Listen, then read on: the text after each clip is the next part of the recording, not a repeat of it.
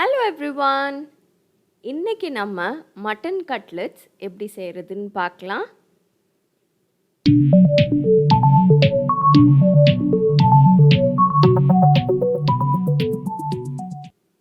இந்த mutton cutlet செய்கிறதுக்கு 300 gram mutton mins எடுத்திருக்கேன். இதை ஒரு ப்ரெஷர் குக்கரில் போட்டு நம்ம வேக வச்சுக்கலாம். இந்த மட்டன் குக் பண்ணுற நேரத்துலேயே நான் உருளைக்கிழங்கும் சேர்த்து வேக வைக்க போகிறேன். இது சின்ன உருளைக்கிழங்கா இருக்கிறதுனால 5 எடுத்திருக்கேன் நான். உருளைக்கிழங்க நல்லா கழுவிட்டு குக்கருக்குள்ளே சேர்த்துக்கோங்க. இது கூட தண்ணி ஊற்றி வேக வைக்க போகிறோம். கொஞ்சமாக தண்ணி ஊற்றினா போதும். நான் இந்த மட்டன்லேருந்து கொஞ்சம் சூப் எடுக்க போகிறேன், அதனால 1 கப்பு தண்ணி சேர்த்துருக்கேன். இது கூட தேவைக்கேற்ற மாதிரி உப்பு சேர்த்துட்டு இந்த ப்ரெஷர் குக்கரை மூடி ஒரு 5லேருந்து 6 விசிலுக்கு வேக வச்சுக்கோங்க. இப்போ இந்த மட்டன் நல்லா வெந்துருச்சு, உருளைக்கிழங்கும் வெந்துருச்சு. உருளைக்கிழங்க தனியாக எடுத்து வச்சு தோலை உரித்து சின்னதாக வெட்டிக்கோங்க. இதில் எவ்வளோ தண்ணி மீதி இருக்குது பாருங்கள். நான் சூப்புக்கு எடுக்க போகிறதுனால பரவாயில்ல, இல்லைனா கொஞ்சமாக தண்ணி ஊற்றி மட்டன் வேக வச்சுக்கோங்க.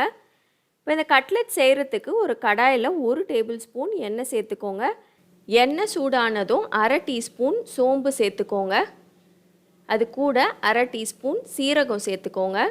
இது கூட 1 டீஸ்பூன் இஞ்சி பூண்டு பேஸ்ட்டு சேர்த்துக்கோங்க.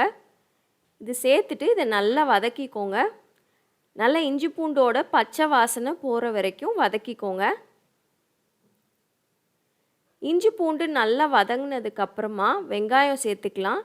இது ஒரு பெரிய வெங்காயம் பொடியாக வெட்டி அதை சேர்த்துருக்கேன். இந்த வெங்காயத்தையும் நல்லா வதக்கிக்கோங்க. நல்லா பொன்னிறமாக ஆகிற வரைக்கும் வதக்கிக்கோங்க. அடுத்து இது கூட மட்டன் சேர்த்துடலாம். நான் ஏற்கனவே சொன்ன மாதிரி தண்ணியெல்லாம் என் பசங்களுக்கு சூப்போடு எடுத்துட்டேன். மீதி மட்டனும் கொஞ்சம் தண்ணியும் தான் சேர்த்துருக்கேன். உருளைக்கிழங்கும் தோலெல்லாம் எடுத்துட்டு சின்ன சின்னதாக வெட்டி அதையும் சேர்த்துக்கோங்க. இப்போ இந்த மட்டனையும் உருளைக்கிழங்கையும் நல்லா ஒன்று சேர்ந்து மிக்ஸ் பண்ணி கொஞ்ச நேரம் வேக விடுங்க. நீங்கள் தண்ணியோடு சேர்த்துருக்கீங்க அப்படின்னா எல்லா தண்ணியும் வத்துற வரைக்கும் நீங்கள் வதக்கணும். தண்ணி எல்லாம் வற்றினதுக்கப்புறம் மசாலா சேர்த்துக்கலாம். முதல்ல 1 டீஸ்பூன் தனியாத்தூள், அது கூட 1 டீஸ்பூன் சீரகத்தூள், 1 டீஸ்பூன் மிளகாய்த்தூள், 1/2 டீஸ்பூன் கரம் மசாலா, அதுக்கப்புறம் தேவைக்கேற்ற மாதிரி உப்பு, இது எல்லாத்தையும் சேர்த்துட்டு நல்லா கலந்துக்கோங்க. கலந்துட்டு இது ஒரு 5 நிமிஷம் இது வேகட்டும். கடைசியாக 1 டீஸ்பூன் எலுமிச்சைப்பழ சாறும் 1 கை அளவு கொத்தமல்லியும் சேர்த்துக்கோங்க. சேர்த்துட்டு இது எல்லாத்தையும் கலந்துட்டு கேஸை அணைச்சிடலாம். அடுத்து இந்த உருளைக்கிழங்கு எல்லாத்தையும் நல்லா மசிச்சிடணும். உங்ககிட்ட ஒரு மத்து இருந்தாலும் சரி, இல்லைனா இந்த மாதிரி ஹேண்ட் மேஷர் இருந்துச்சுனாலும் சரி, இதை வச்சு நல்லா மசிச்சிடலாம். நான் எப்போவுமே இந்த ஹேண்ட் பிளெண்டர் இருக்குல்ல, இதை வச்சு ஈஸியாக மசிச்சிடலாம். சில பேர் மிக்சியில் கூட போடுவாங்க. மிக்சியில் போட்டிங்கன்னா மட்டனெல்லாம் மிக்சியில் போட்டிங்கன்னா சில நேரம் மிக்சி ரிப்பேர் ஆகிடும். இந்த ஹேண்ட் பிளெண்டர் நல்லா சாஃப்டாக மசிச்சிரும். இப்போ இது கூட 2 டேபிள் ஸ்பூன் பிரெட் க்ரம்ஸ் சேர்த்துக்கோங்க. சேர்த்துட்டு இதை நல்லா கலந்துக்கோங்க.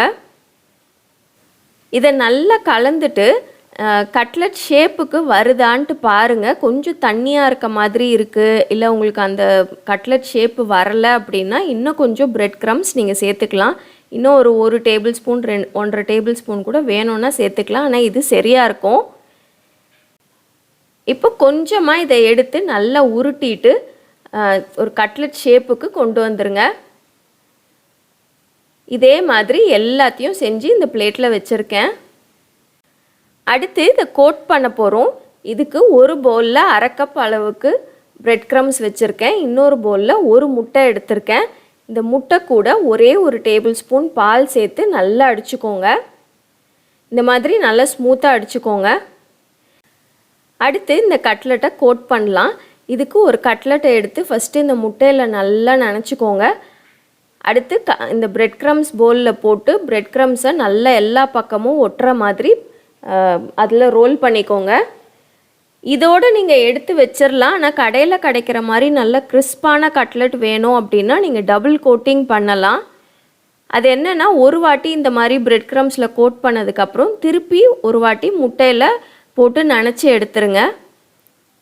அதுக்கப்புறம் திருப்பி பிரெட் க்ரம்ஸில் போட்டு நல்லா கோட் பண்ணிங்கன்னா உங்களுக்கு கட்லெட் வந்து நல்ல கிறிஸ்பியாக வரும். கடையில் கிடைக்கிற மாதிரியே இருக்கும். இப்போ எல்லா கட்லெட்டையும் பிரெட் க்ரம்ஸில் கோட் பண்ணியாச்சு. இந்த ஸ்டேஜில் ஒரு 5 நிமிஷம் ஃப்ரீசரில் வைங்க, இல்லை ஃப்ரிட்ஜில் ஒரு 10-15 நிமிஷம் வைங்க. அப்போ தான் இந்த பிரெட் க்ரம்ஸ் எல்லாம் உதிராமல் இருக்கும் எண்ணெயில் போட்டு பொரிக்கும்போது. பொரிக்கிறதுக்கு கொஞ்சமாக எண்ணெயை சூடு பண்ணிக்கோங்க. நீங்கள் ஷாலோ ஃப்ரையும் பண்ணலாம், இல்லை டீப் ஃப்ரை கூட பண்ணிக்கலாம். இந்த மாதிரி எல்லாத்தையும் எண்ணெயில் போட்டுட்டு ஒரு 5 நிமிஷம் வெயிட் பண்ணுங்கள். மெதுவான சூடில் குக் பண்ணுங்கள். ஒரு பக்கம் நல்லா ப்ரௌன் ஆனதுக்கப்புறமா திருப்பி போட்டு அடுத்த பக்கமும் ப்ரௌன் ஆகிற வரைக்கும் குக் பண்ணிக்கோங்க. 2 பக்கமும் நல்லா இந்த மாதிரி கிறிஸ்பாக ஆனதுக்கப்புறமா எடுத்து ஒரு டிஷ்யூ பேப்பரில் வச்சிடலாம். அவ்வளோதான், ஒரு ஈஸியான டேஸ்டான மட்டன் கட்லெட் ரெடி ஆயிடுச்சு. இது வந்து ரொம்ப டேஸ்ட்டாக இருக்கும். சின்ன பிள்ளைங்களுக்கெலாம் ரொம்ப பிடிக்கும். கடையில் கிடைக்கிற மாதிரியே கிறிஸ்பாக இருக்கும். வெளியில் உள்ளேயும் நல்ல மசாலாலாம் போட்டிருக்கிறதுனால ரொம்ப டேஸ்ட்டாக இருக்கும். நீங்கள் இதை ஒரு ஈவினிங் ஸ்நாக்ஸுக்கு செய்யலாம், இல்லைனா ஒரு பார்ட்டி ஸ்டார்டர் மாதிரி கூட நீங்கள் செஞ்சு சர்வ் பண்ணலாம். கண்டிப்பாக ட்ரை பண்ணி பாருங்கள். மீண்டும் அடுத்த வீடியோவில் உங்களை சந்திக்கிற வரைக்கும் பாய்.